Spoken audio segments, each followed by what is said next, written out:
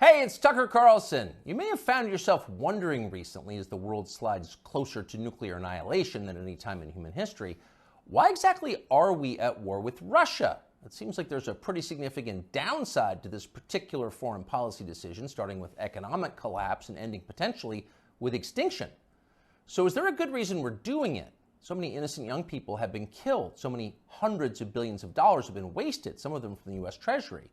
So what's the point? Are we really doing this so the Biden family can repay its debts to the oligarchs who financed their beach house in Rehoboth? Are we doing it so our government can continue to lie about its illicit biolabs in Eastern Europe? So that flabby losers like Toria Nuland and Tony Blinken can feel like they're doing something important with their sad, empty lives? Really? Honestly, there's got to be a better reason for waging this, the most pointless war of all. What is it? Well, thankfully, we have an answer. The war against Russia, ladies and gentlemen, the war against Putin and for Ukraine is in fact a war for democracy. Watch and recall the motive. The President has said many times we're focused on what we can do to support Ukraine's effort to fight for their democracy. Democracy must prevail. The Ukrainian people are fighting the fight for their democracy and in doing so for ours as well. Assisting and helping Ukraine win this fight for democracy and freedom.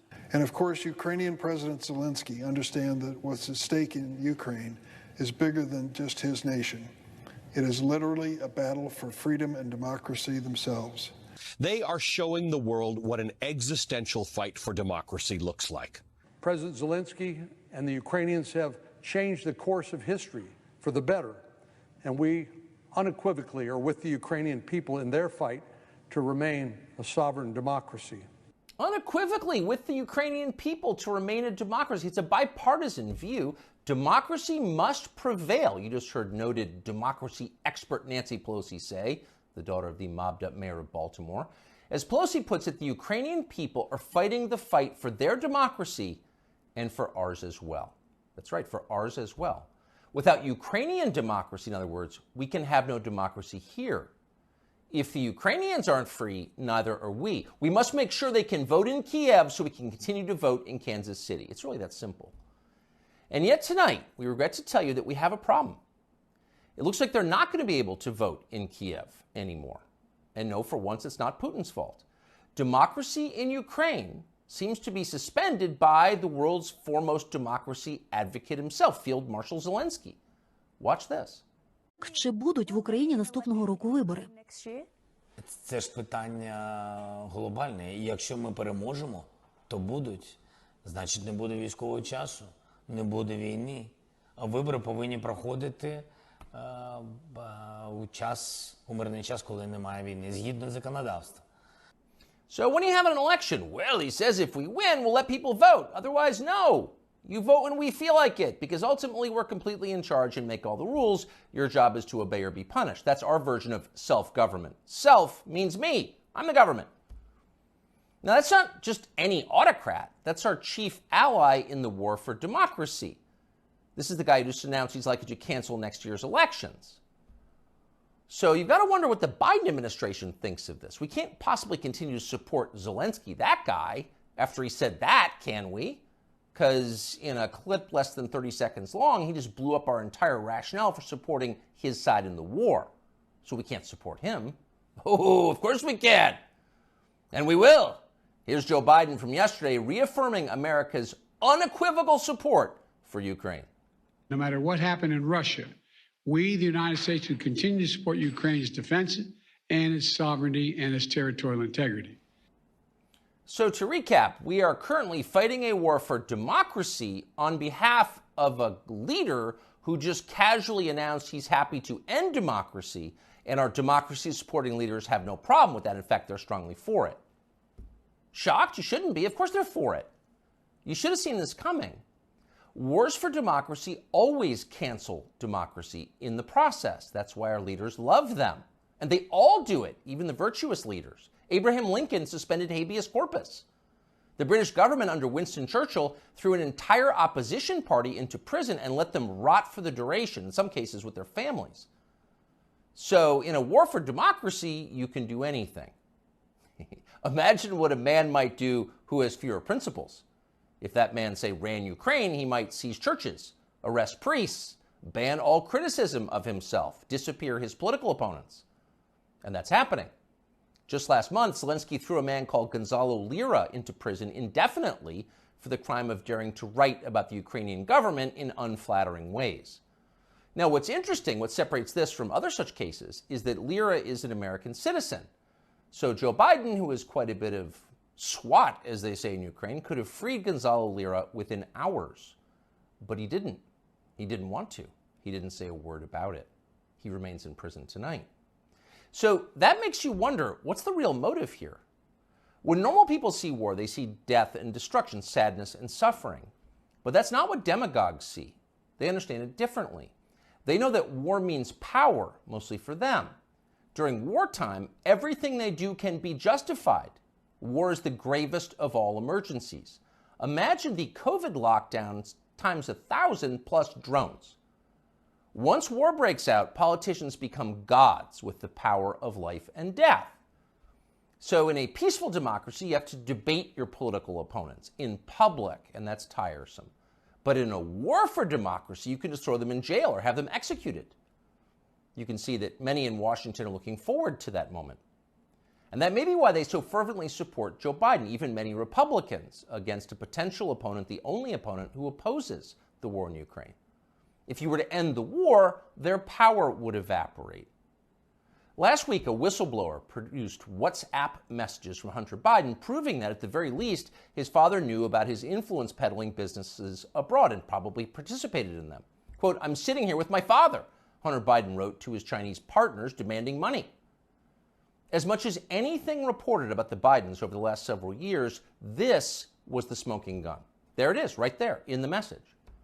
That would have been enough to cripple a normal president. It would have been more than enough to keep a normal president from running for office again. But it had virtually no effect on Joe Biden. Most media outlets ignored it completely or tried to spin Biden's relationship with his son as some kind of moral victory. Quote, "The real meaning of the Hunter Biden saga, as I see it," wrote Nick Kristof of the New York Times, "isn't about presidential corruption, but is about how widespread addiction is and about how a determined parent with unconditional love can sometimes reel a child back." He actually wrote that. And if you doubt it, you should know that view was common. Here's the take from ABC. The Hunter Biden story, the scandal, the this, the that, it's also the story of a father's love. And Joe Biden has never and will never give up on his son Hunter, and will never treat him lesser than. And so he is a father first. Take it or leave it. So a whistleblower produces a text message showing that Joe Biden was in the room with his son when his son was selling influence to an enemy power, the Chinese government.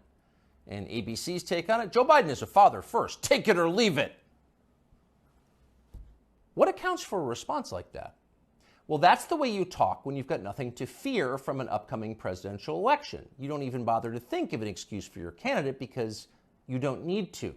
Your country has electronic voting machines.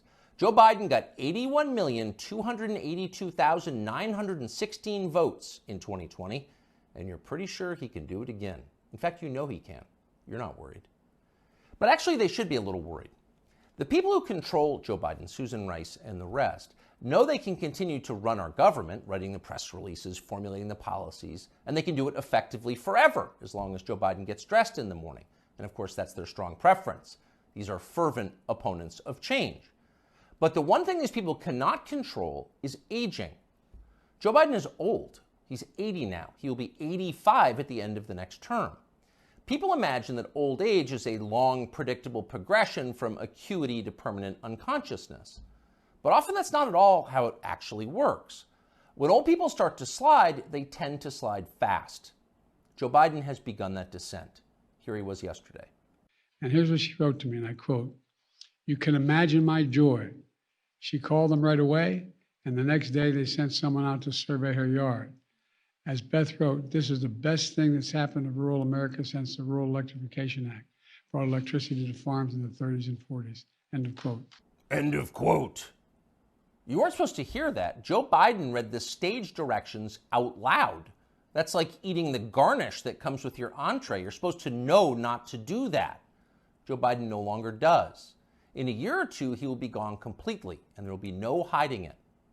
At that point, the Democratic Party will face a secession problem.